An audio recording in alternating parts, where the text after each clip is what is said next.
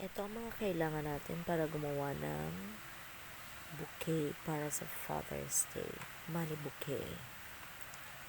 Ayan. Diyan yung inumin, yung perang ilalagay, sticks, glue gun, glue stick, karton, at ayan, tinulungan na po ako ng pamangkin ko sa pagbabalot ng pera.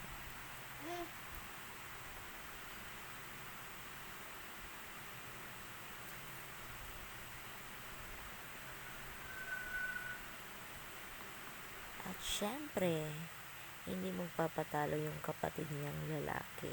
Kaya ayan, sumali na rin. Gusto niya rin tumulong eh.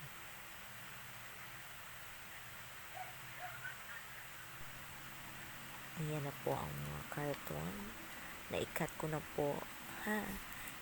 Hindi ko po alam kung anong sukat niyan. Tinansya ko lang po. Ayan, dinoble ko po yung karton sa ibaba para hindi madaling masira. Inagtagpi-tagpi ko na po sila.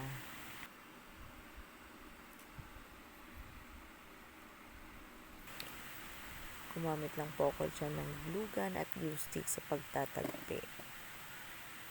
Ayan, buo na po ang ating karton. Binalutan ko na pala ng puting wrapping paper.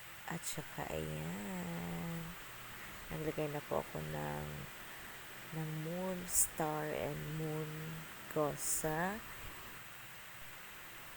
gilid ng karton. At ayan, inilagay ko na yung inumin at saka yung pera. Hindi ko na po video isa-isa kasi nga po ang aking cellphone ay full storage na, kaya kinukuhanan ko na lang bawat anggulo.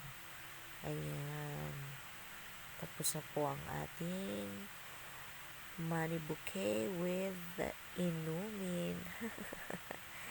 Sana'y maging masaya ang tatay na makakatanggap nito, o diba?